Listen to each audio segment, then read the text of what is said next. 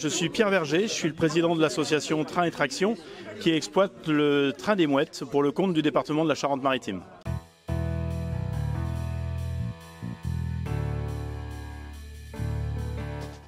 Alors en ce moment, on est dans un des produits du train des Mouettes, on est dans le Seudre Océan Express, qui est un train-restaurant que l'on a voulu d'inspiration Orient Express, où les gens vont passer 3 heures de temps intemporel, où ils vont manger un repas de qualité, haut de gamme, et en découvrant les paysages de la Charente-Maritime magnifiques. Alors le train des Mouettes, c'est une association de bénévoles qui restaure et exploite du matériel ferroviaire ancien. On est à la tête de 26 véhicules classés monuments historiques, on exploite la plus vieille locomotive à vapeur de France qui est de 1891 et statutairement on est là aussi pour transférer et transmettre ces savoirs anciens sur le ferroviaire aux générations futures pour que cet exemple de développement de la révolution industrielle, la locomotive à vapeur, puisse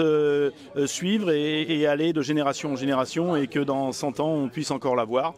puisque notre machine phare a déjà passé les 130 ans et fonctionne toujours très bien. Pour nous, le train, c'est un mode de transport auquel on croit, c'est un mode de transport économique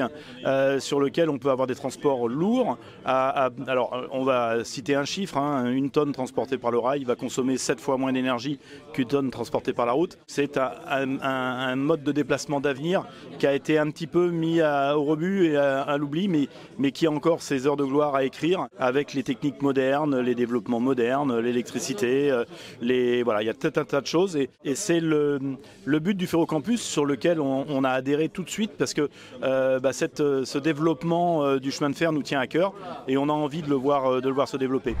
Petite anecdote, on a dans notre dépôt l'autorail du futur des années 1950 qui a été à l'époque fait par la Régie Renault. La Régie Renault a construit du matériel ferroviaire, un autorail avec un moteur de 150 chevaux et il avait été fait par la Fédération nationale des cheminots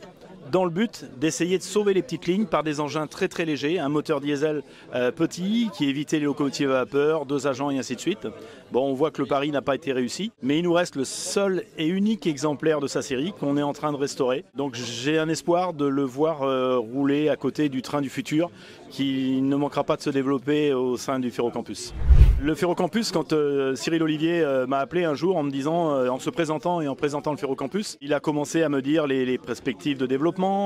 la formation des gens de l'insertion jusqu'à du bac+5. C'est quelque chose, moi, tout de suite, qui m'a touché et m'a atteint. Et de voir le dépôt de Saintes, qui était un dépôt, une étoile ferroviaire importante en train de mourir, de voir ce projet qui revenait sur du développement ferroviaire. C'est quand même un projet unique en France, en Europe, je sais pas, mais au moins en France. Et c'est quelque chose où nous, on adhère totalement. Et on va être partenaire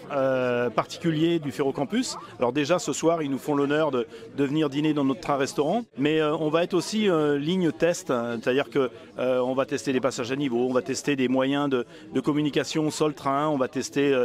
des aiguillages automatisés, voilà, des procédures de révision de voies ferrées pour justement ces petites lignes, pour arriver à des coûts